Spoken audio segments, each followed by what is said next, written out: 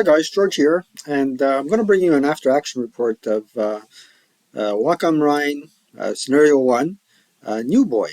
And I'm just going to briefly go over the initial couple of turns that I played online in the previous video and discuss the overall strategy, and then give you a end of turn action by action after action report.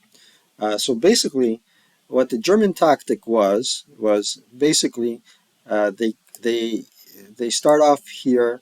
They first establish a little fire base here and here with the mortars. So the mortars are in a position to exert a fire force here and on the other flank.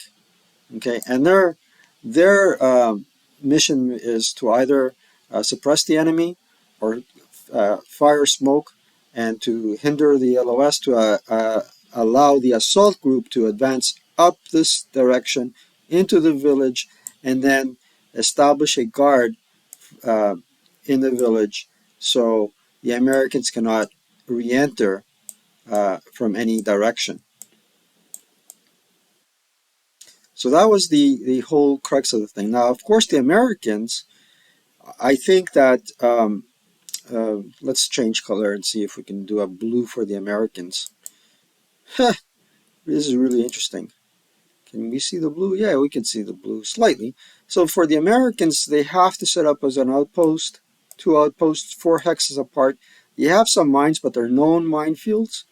And the way I did that in solo play was, since I was allowed 2 dummy counters, I did the lowest factor I could, which is a 6, and mixed in the 2 factors. And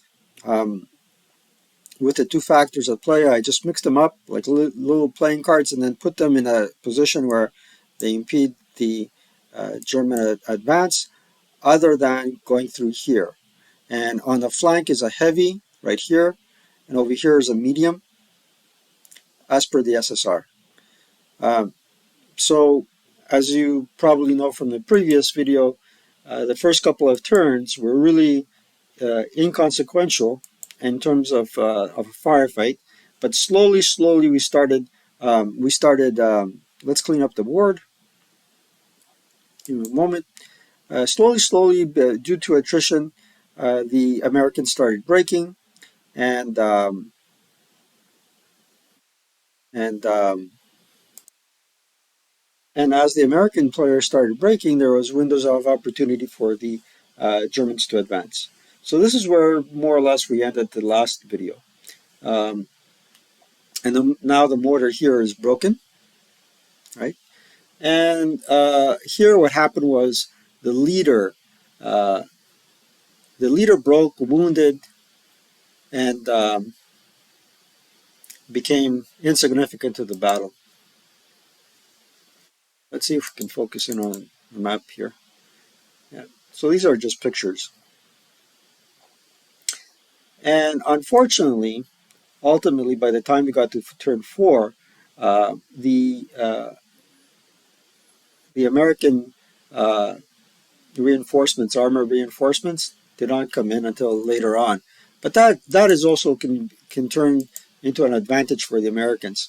So essentially what happened here is the window of opportunity did arise. So let's change our color back to red for German. Okay. The window of opportunity did arise. It was not without cost, but the what the heck is that? Let's see, tools. Yeah, well, it's a good arrow. The window of opportunity did arise, um, and there was the ratio of defenders to attackers was really horrendous for the defenders. So the flamethrowers did manage to advance. One flamethrower just ran out of fuel, but remarkably they made it. Another one was more instrumental in eliminating most of the defenders here, but there was a heroic key leader that came about here. So that fellow broke, and then he rolled snake eyes on a morale check. It was a leader, right? So it wasn't a self rally; it was a morale check. So therefore, he's elite. He becomes heroic. He battle hardened to an 8-0 from a 7-0, and he held the line for quite some time. So this is the bottom of turn 4, and let's go on. Now the Germans ultimately, over here ultimately went into close combat with our heroic leader. Now the heroic leader took the MMG from the squad that routed back. The squad that routed back got eliminated by a sniper right in this position here and dropped a bazooka. Um, yeah. Over here, like I said before, the leader ultimately passed on. The squad was eliminated by failure to pass 2 morale checks right there. So the HMG just gave away, and as you can see, everybody else here is under DM and they're broken. Yeah. So along comes this melee right here, and it kind of lasts for 2-player turns, I believe. Yep, 2-player turns. The squad that ultimately was able to uh, get close to the leader, close enough to the leader without getting killed, um, had a German prisoner, or an American prisoner unit. It was a guard. So guards don't fare too well in close combat because they attack at half firepower but defend at full strength. And don't forget, our heroic leader, I believe, can add his modifier, -1 modifier to the close combat attack, and that's what I did ultimately. So it took at least 2-player turns uh, to achieve this goal. Right? It was one thing to advance and another thing to take this position and then go CX into the village. Uh, Now I didn't give up because when you're playing solo, it's hard to humiliate yourself, and it's a strange thing to say, but there was still hope that the armor, the American armor, would come in reinforce, and all it takes is 1 unit in the victory zone to win the game. So there was no real reason to just say throw in the towel and raise the white flag. All right, now here, as you can see, what happened is uh, the American player is either broken or eliminated, and everybody can just conceal because broken units cannot prevent concealment. Let's get rid of the graphics here, the little chicken scratches. All right, so next turn, the this is great. Here we go, mouse wheel. Next turn, the American AFVs will come in, and they do so. One of them achieves this objective here. The other one is there and peppering away at concealed units now. Well, had the I think had the German units not had the opportunity to conceal, the American units, or the American reinforcements rather, would have fared much better, but they didn't. So now we're crew exposed.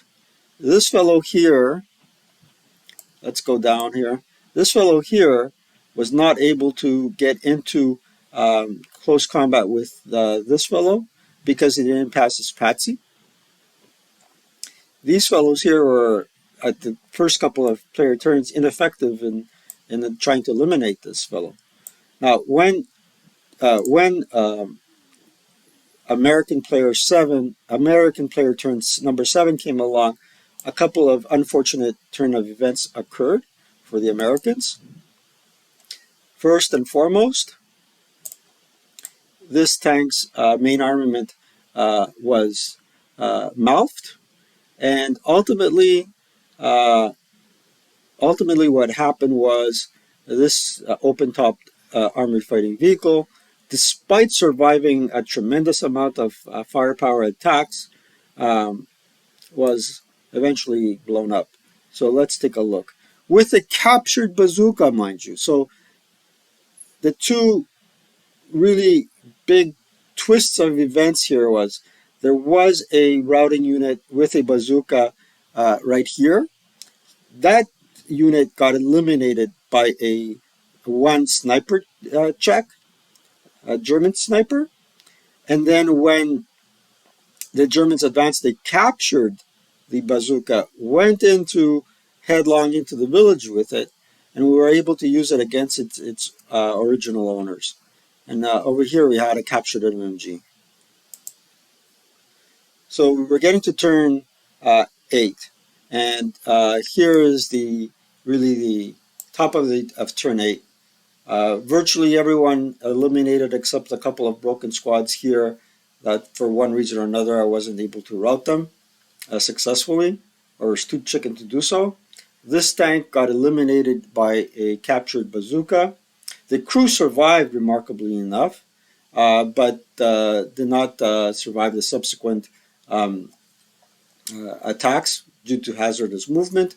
This unit here threw a DC charge on this open top AFE and blew it to smithereens. Needless to say, it had mouthed its weapon. If he was able to repair its main armament, all it would have to do is go into the victory zone and survive the German player turn 8 attacks, survive any counter attacks due to defensive fire, and that's all there was to it. Now, what I found really amazing or really useful is this VBM counter that Mark Dennehy showed me existed. And you can, in situations where like this, where there's a village road, you can, technically he didn't need to be in bypass, but in order to designate which side of the road he was, I put him on this side of the road. And I was able to use this little counter there to put him in the right location. Yeah. So the game ended with a German victory. It was really nail biting until turn 4 or 5, until we knew that the Americans were in a hard place, and there were second line units. A lot of them were ELRing, so it was really hard to rally these broken units. And once you put your stones in place, then the Americans will really have a hard time with this scenario. But at the same token, the game did last 8 turns, and it was really enjoyable to play. What can I tell you? So I would highly recommend playing this scenario. Yep, and that's my AAR. What I need to tell you next is that I really need some feedback as to what kind of content you guys like. What's coming up next will be a year in review of all the games that I had, the most interesting scenarios of 2022. I hope there are better times ahead of us. And